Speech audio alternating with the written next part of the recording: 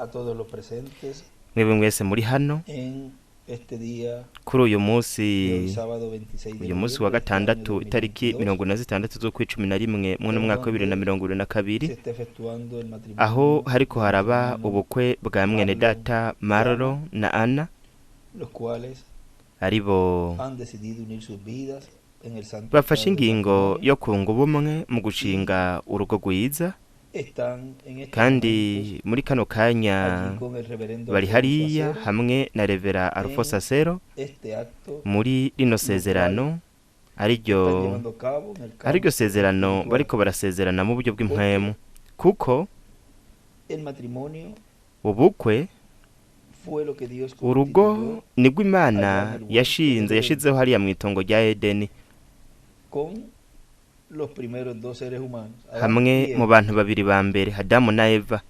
Por eso le da Nico gituma carácter urugo Imana divino, iruha espiritual, ishusho y'ikintu kivuye a ku los Mana, seres ikintu aquí cyo mu buryo del planeta bw'impwemu Tierra.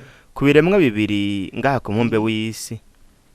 Marlon Marero Nana nabo desean bipfuza que esta unión sea ko buno bumwe bwoba no tan solo en este planeta Tierra, atari ubwo mientras kuri uno están en mubumbe estos w'isi cuerpos, gusa mu gihe bakiri ngaha mwene mibiri yo ngaha ku isi, para ariko toda la eternidad. bubumwe buzobandanya no mu bihe bidashira kuko Uno, umuntu cuando le pide a Dios y ora a Dios, iyo asabye Imana ora agasenga una pareja, Imana ya sea el agasaba hombre, umufasha yaba umugabo ora a Dios para agasenga conseguir Imana un kugira ngo compañero, aronke y una umufasha mujer ora a Dios n'umugore para conseguir un nawe compañero, agasenga Imana kugira ngo es imuhe umugabo para que umufasha, cuando Dios no kugira ngo le igihe Imana consiga y mueva imuronkeye todas las cosas para igakora que ibishoboka byose kugira ngo esa petición ico sea una cipfuzo realidad. gihinduka ukuri, Hay que mwibuke orar a Dios para no gusenga pedir Imana su kugira ngo compañera usabe o umufasha compañero, como yaba hizo umugabo canke Isaac. umugore nk'uko Isaka yabikoze. Esa persona Uwo muntu que Dios le pone en Imana el camino, ibigushiriye ngaho imbere, que esa unión sea uwo muntu Imana ibiguhaye, para toda la eternidad. umuntu yipfuza yuko ubwo bumwe bwoba ubw'ibihe bidashira. por Nuko rero ni byiza gusenga la compañera ugasengera cuando el hombre umufasha solo, la mujer está mu sola. gihe umugabo Orar ari para wenyene n'umugore ari sea Dios wenyene, el que mueva todo, agasenga kugira ngo abe ari Imana izokora byose, le conceda nuko la compañera idónea. imuronkere umufasha abereye. Marlon y Ana Marero na Ana nabo han encontrado el amor el uno para con el otro, barakundanye, umuntu na mugenzi we barakundanye hagati yabo, tomado kandi este paso tan importante barateye ino ntambwe de ikomeye esta unión cyane en yo el santo kunga altar del buno matrimonio. bumwe mu gushinga urugo, mu gukora Y ubukwe, representa kandi cada unión buri bumwe bwose en este bushushanya planeta Tierra, ubumwe dos bwose seres, bubera ngaha el ku mubumbe hombre y una w'isi mujer, representa mu bantu la unión de babiri, Cristo, umugabo n'umugore bushushanya ubumwe iglesia, bwa Kristo n'ishengero lo ryiwe, cual será una ari unión bwo azoba para ari toda ubumwe la eternidad. bw'ibihe bidashira. Miren en el Manuel Murabe Branham, mwedata en Branham mu la gitabo página c'imirongo ku 110, rupapuro rw'ijana na 10 verso 9, 958, agace k'amajana dice, 958 vean haravuga ngo el murabe tiempo de la unidad igihe c'ubumwe kiregereje, porque Dios está juntando kuko a la Imana iglesia iriko para iregeranya un ishengero kugira para ngo ir a la irinyakure, boda, kugira para ngo la rije gran unión. mu mazimano y'ubumwe bukomeye cyane, igihe Imana n'umuntu bazokwiyunga ibihe bidashira, igihe ibyaremwe bifise igihe bimara, igihe bizokwiyunga n'ivy'ibihe bihoraho, ivy'ibihe bidashira. Aho acandika ngo ubukwe bingana ubumwe, ukwiyunga hamwe n'uhoraho. Ico gituma Esta unión, buno como bumwe todas las uniones, nk'ubundi bumwe bwose es para toda la eternidad. n'ubw'ibihe bidashira. Lo que Dios juntó, Ico Imana no lo yafatanije separe el hombre. ntihagire umuntu agitandukanya. Ni ukuvuga Que es hasta que la muerte lo separe. ni ukuvuga si es que ni no kugeza llega urupfu al rubatandukanije momento mu de gihe la transformación.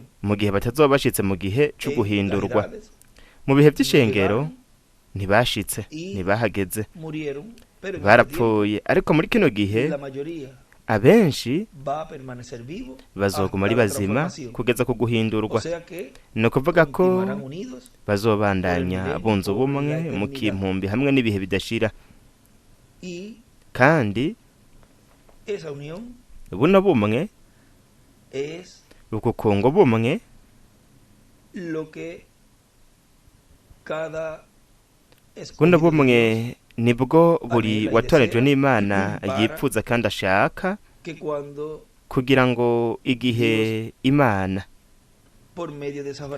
biciye mw'ayo masengesho basenga abana b'Imana nuko bakaronka abo bafasha abagabo canke abagore, ico cipfuzo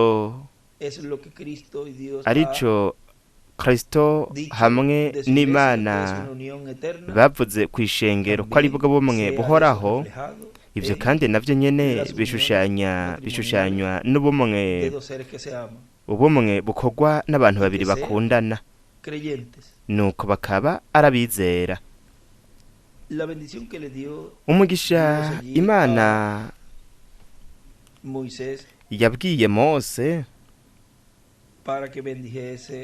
kugira ngo ahezagire abana ba Isirayeli, uwo mugisha uri mu guharura igice ca 6:42 kugeza ku 27. Aho ngaho yavuze ngo Uhoraho abarera Mose ati barira Aroni n'abana biwe utuko bariko muzohezagira Abisirayeli, muze muvuge muti Uhoraho aguha umugisha akuzigame, Uhoraho akumurikishiriza mu nyonga hiwe akugirire neza, Uhoraho akurabe neza aguhe amahoro. Uko bariko bashira izina ryanje ku Bisirayeli, nanje nzobaha umugisha. Muri kano kanya Marlo na Ana, ese umugisha w'isumba byose woba kuri mwebwe, ese Imana iyo bagumiza mwunze ubumwe ibihe byose, kandi ese Imana yo baronkera ibintu byose mukeneye kugira ngo buno bumwe bube ubw'umugisha ukomeye cyane kubw'umurimo w'umwami, kandi Imana ibarinde, ibazigame, ibarinde indwara zose zigaragara hamwe n'izo mu buryo bw'umwemu, kandi se byongeye mworondoka mukaronka abana nabo nyene mukabarongorera mu nzira y'umwami, mw'izina rihoraho nk'umwana wa Dawidi, William umwami w'abami n'uganza baganza, ndabahezagiye muri kano kanya. Ese mwohimbagwa igihe cose musigaje muri ngaha ku mumbe w'isi, hanyuma nitwahindurwa naho tukajana mu buzima bw'umwagazi w'intama no mu kimpumbi hamwe no mu bihe bidashira. Ese bwo bubumwe hamwe n'umunezero uhoraho. Imana ibahezagire, kandi ndatahije imiryango yose hamwe n'inshuti na bene data bari hariya muri urwo rubanza rwiza, muri uwo munsi mukuru mwiza, ndetse na Revera Alphonse Asero ari we nsigaye akanya muri kano kanya kugira ngo abandanye bino birori vy'ubukwe bwa Marlo hamwe na Ana. Imana ibahezagire kandi barinde mwese.